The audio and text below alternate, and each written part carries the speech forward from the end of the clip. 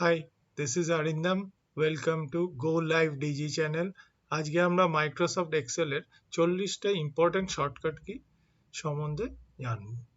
এটা দুটো সেগমেন্টে ভাগ করা হয়েছে। ফার্স্ট সেগমেন্টে 1 থেকে 20 পর্যন্ত শর্টকাট কি দেখব, নেক্সট ভিডিওটায় আবার 21 থেকে 40টা শর্টকাট কি দেখব। সো দুটো ভাগে ভাগ করা হয়েছে এবং এই এন্টায়ার শর্টকাট কিগুলোকে আবার তিনটে সেগমেন্টে করা হয়েছে, একটা অল্ট কি কম্বিনেশনে, একটা কন্ট্রোল কি কম্বিনেশনে, আর একটা শিফট কি কম্বিনেশনে আমাদের কিগুলো কিভাবে ফাংশন করছে সেগুলো দেখব। এখানে আমার এক্সেলের একটা ডেটাবেস আছে, সেখানে আমার বিভিন্ন ওয়ার্কিং প্রফেশনালের gender, date of joining, location, department, designation basic গুলো দেওয়া আছে। এটার উপরে আমরা দেখব।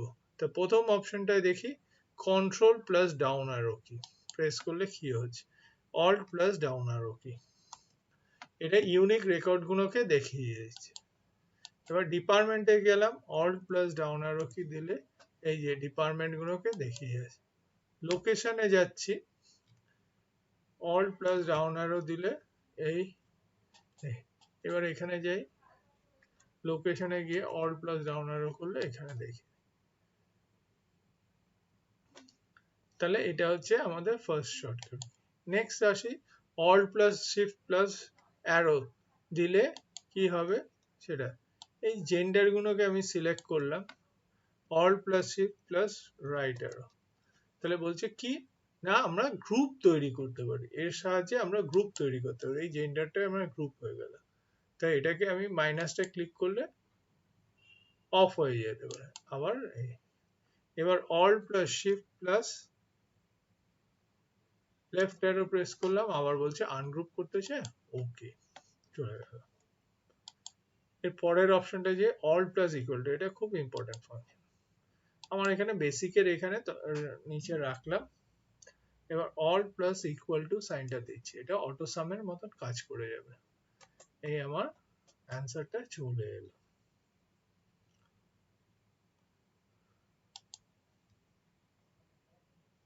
এবার অল প্লাস F2 অপশনটা দেখি, এটা কি করছে, অল প্লাস F2, এখানে একটা নতুন নামে মানে সেভ অ্যাজ নতুন নামে আমি কোন লোকেশনে ফাইলটাকে সেভ করতে চাই এটা আমি দিতে পারি। অল্ট প্লাস F2, আবার করছি অল্ট প্লাস F2, ঠিক আছে। এর পরের অপশনটায় আমরা যাই, অল্ট প্লাস F4, এটা অল্ট প্লাস F4,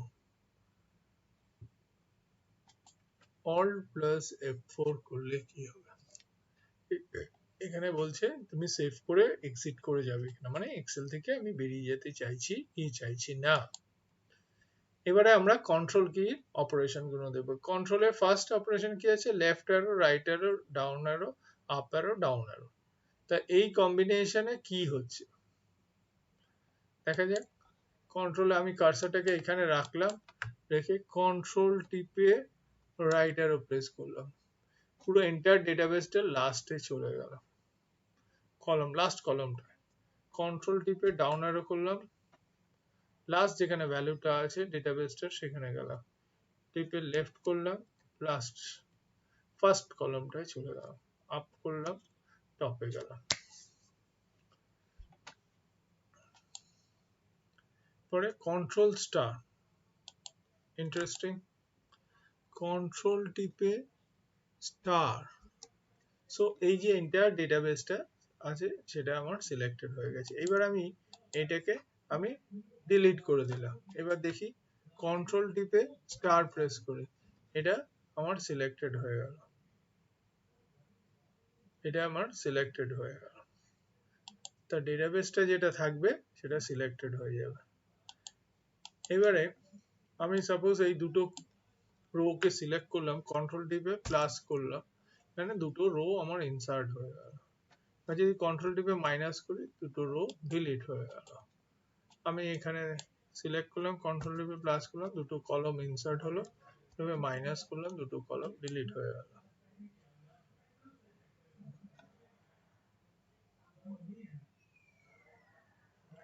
এবার নেক্সটে আসা যাক, কন্ট্রোল টিপে এ, দেখি কন্ট্রোল টিপে এ প্রেস করলে এই ডেটাবেসটা সিলেক্ট হয়ে যাবে, আবার একবার এস করলে এন্টায়ার ওয়ার্কশিটটা আমার সিলেক্ট হয়ে যাবে। তাহলে কন্ট্রোল এ টুয়াইস করলে এন্টায়ার শিটটা সিলেক্ট হয়ে যাবে। এবার কন্ট্রোল টিপে F1 প্রেস করতে বলছে, সেটাতে কি হবে, কন্ট্রোল টিপে F1, এই যে আমার এটা রিবনটা হাইড হয়েছিল আনহাইড হয়ে গেল। আবার দেখি কন্ট্রোল টিপে F1 করলাম, আবার হাইড হয়ে গেল। সো কন্ট্রোল টিপে F1 করলে রিবনটা হাইড এবং আনহাইড এই বেরিয়ে এলো, মানে আনহাইড হয়ে গেল, আবার হাইড হয়ে যাচ্ছে।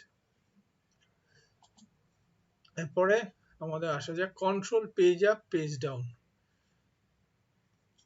দেখা যাক কন্ট্রোল পেজ আপ পেজ ডাউনে, এখানে গিয়ে কন্ট্রোল টিপে পেজ ডাউন, তাহলে কি হবে না, আমরা নেক্সট শিটে নেভিগেট করলাম, পেজ আপ আগের শিটটা গেলাম, লেটস সে A5 শিটে গেছি, এখানে A5 A7 দেখি এটা একটা স্যালারি শিটের মতন দেওয়া হয়।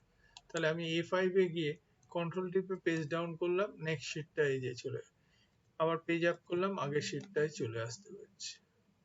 তাহলে এই যে নেভিগেট করাটা, এটা আমরা কন্ট্রোলের সাহায্যে করতে পারছি। এবার কন্ট্রোল শিফট প্লাস কোলন খুব দরকার হয়, control shift plus colon, current time দিয়ে দিল, কন্ট্রোল সেমিকোলন, কারেন্ট ডেট দিয়ে দেবে, কন্ট্রোল প্লাস 5 দিয়ে দিলাম, স্ট্রাইক থ্রু হয়ে গেল, আবার প্রেস করি, আবার স্ট্রাইক থ্রুটা অফ হয়ে গেল। এবারে কন্ট্রোল টিপে 1 প্রেস করি, কন্ট্রোল টিপে 1, তাহলে এটা ফরম্যাটিংটা চলে এলো, কন্ট্রোল টিপে 1, তারপরে যেই ফরম্যাটটা আমার পছন্দ সেটা দিলাম, ওকে করে দিচ্ছি। কন্ট্রোল টিপে শিফট টিপে এল করলে আমার ফিল্টারটা অ্যাক্টিভ হবে বা ডিঅ্যাক্টিভ হয়ে যাবে।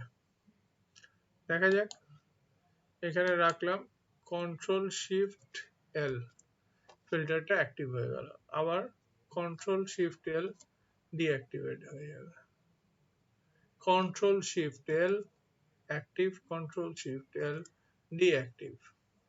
আমি যদি এখানে রাখি কার্সারটা, তাহলে হবে কি, কন্ট্রোল শিফট এল হবে, ফার্স্ট সবসময় রোটা ও নিয়ে নেবে, কোনো অসুবিধা নেই, আপনার কার্সারটা যে কোনো জায়গায় থাকলেও হয়ে যাবে।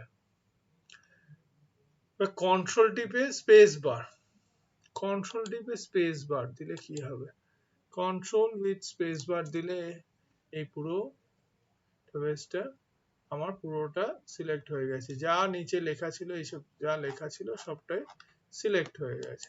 এবার যদি আমি এইখানে এই জায়গাটায় করি কন্ট্রোল টিপে, এটা শুধু এই কলমটা সিলেক্ট হবে, বা এখানে রেখে করি, এইটা আমার সিলেক্টেড হবে। তাহলে এই হচ্ছে আমাদের প্রথম 20টা শর্টকাট কি। আপনারা এই চ্যানেলটাকে সাবস্ক্রাইব করবেন এবং কোনো কমেন্টস থাকলে অবশ্যই দেবেন। নেক্সট ভিডিওতে আরো অ্যাডভান্স শর্টকাট কিগুলোর সম্বন্ধে আমরা